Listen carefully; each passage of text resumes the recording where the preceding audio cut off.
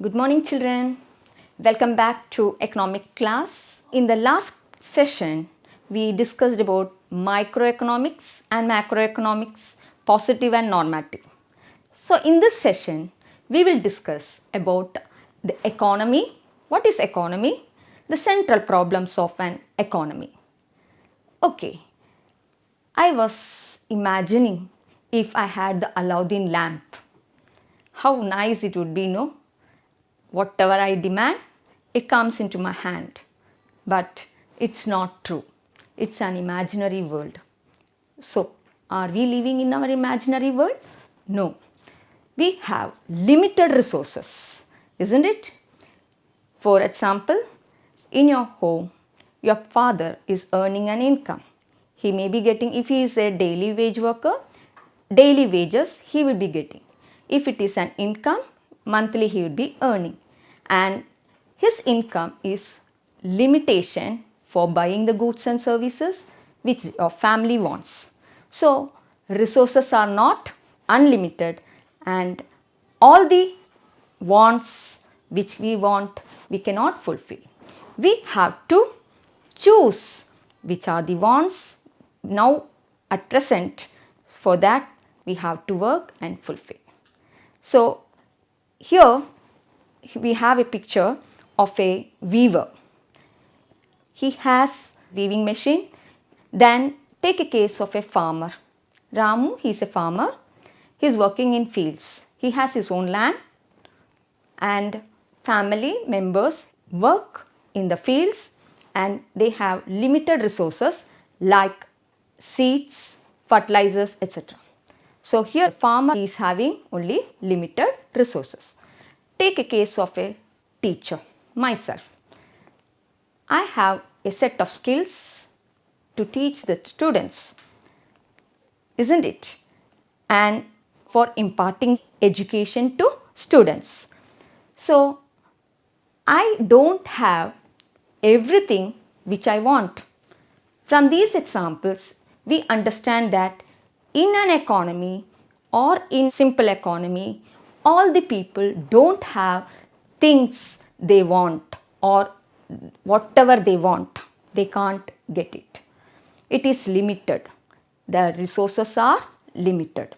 Let us now discuss about the definition of economy. What is an economy?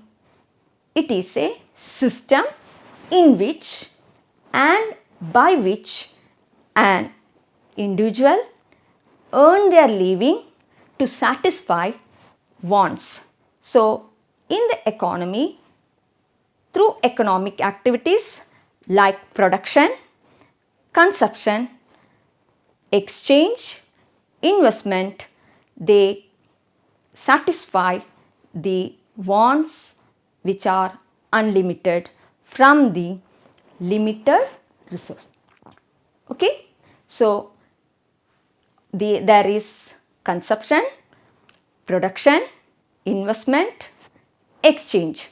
These are the basic economic activities which is carried on to satisfy various needs of the individuals. Okay, now we will see what is the economic problem or central problems of an economy. What is the central problem you think? The main problem in the economy, what you think it is? It is because of scarcity. Scarcity. What is scarcity? There is scarcity of water. There is scarcity of employment. There is scarcity of schools, isn't it? According to the demand, there is no supply. Then we call in economics scarcity. So, the main economic problem arises because of scarcity. We have unlimited wants and limited resources, and these limited resources can be put to alternative uses. For example, I have 5 acres of land. I can use it either for agriculture, for constructing a home for me, or setting up a small cottage industry. But all this I cannot satisfy at the same land. So I have to make a choice. So the central problem of any economy is making choice, which is caused due to scarcity. Why there is scarcity? Unlimited wants, limited resources. Limited resources can be utilized for different uses, or it has alternative uses. So we have to make a choice which want an individual or the economy want to satisfy at this juncture. Okay, so there are three main central problems of any economy: market economy or capitalist economy, centrally planned economy, or mixed economy. Any economy, they have to find the solution to the central problems of what to produce and how much to produce, how to produce, and whom to produce. Okay, so first let us take up the first problem: what to produce and how much to produce. Okay, in your home, your mother, she has to cook the food. Think that there are some guests who are going to come today to your home. So she has some vegetables and things for cooking. She has to plan how much of sambar, how much of vegetable kurma have to be prepared, isn't it? So here the mother is deciding with the limited resources what to produce and how much to produce. How much deals with the quantity. After you decide what to produce, you can decide how much of the quantity. So in the economy also, we have to decide with the limited resources what to produce and how much to produce. Whether to produce consumer goods or whether to produce capital goods, whether to produce luxury goods or to produce the goods necessary for the common people, isn't it? This we have to first decide and then only take up production in the economy. Okay? Even in your daily life, you face these problems. Followed? Okay. Shall we discuss the second problem? Yes. Second problem is how to produce. In how to produce, it deals with the technique of production. What technique we have to use for producing a certain good? Once we have decided the first problem, we have to decide the technique of production. It varies from country to country or economy to economy. For example, in India, India has abundant laborers and cheap laborers. So it would be better for India to opt for labor intensive technology where more labor, less capital. Whereas country like USA, developed country, there is shortage of labor. So it would be better if they opted for capital intensive, which is a technique in which we use more machines and less labor.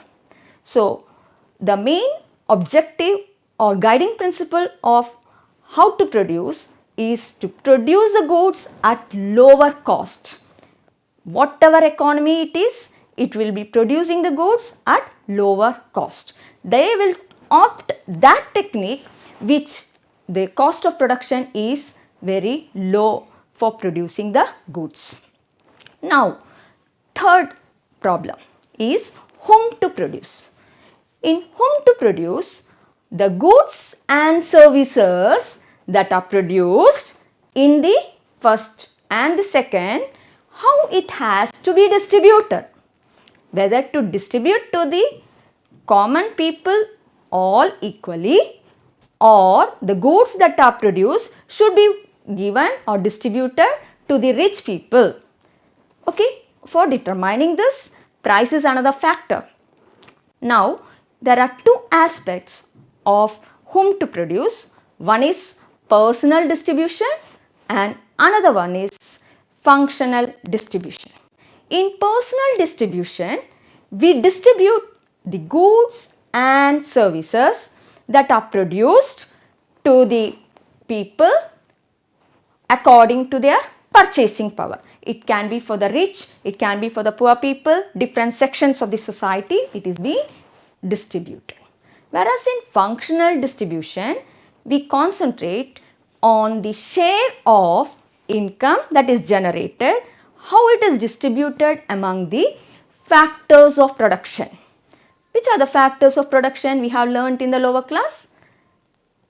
Can you tell me what are the factors of production? Yes, land, labor, capital and entrepreneur.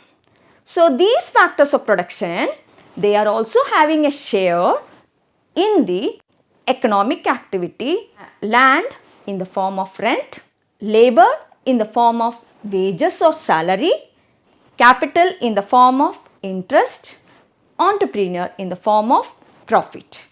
So this distribution is called functional distribution.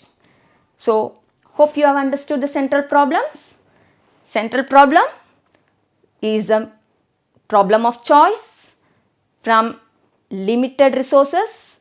We have to satisfy maximum unlimited wants which have the limited resources that have alternative uses. Three central problems that are arising: what to produce and how much to produce. Second one, how to produce. Third one, whom to produce. Okay, now coming to the last topic, opportunity cost. Everyone has an opportunity cost. If you want to take science, you can't opt for commerce, though you have good marks. Okay, now in life also we have opportunity cost. We have to choose from the alternatives which we choose. When we are accepting it, we have to forego the other opportunities which can be got but we cannot take up. For example, you have 5 dresses and you like all the 5 dresses. The first dress which you are wearing it by foregoing the other 4 dresses which you like the most. There it is, opportunity cost. So the opportunity cost is the next best alternative which is foregone to have the present or what you are having or what you are accepted. The next best alternative, the choice which you have accepted by foregoing the other choices. Thank you. Hope you have understood the chapter Introduction to Microeconomics. Thank you.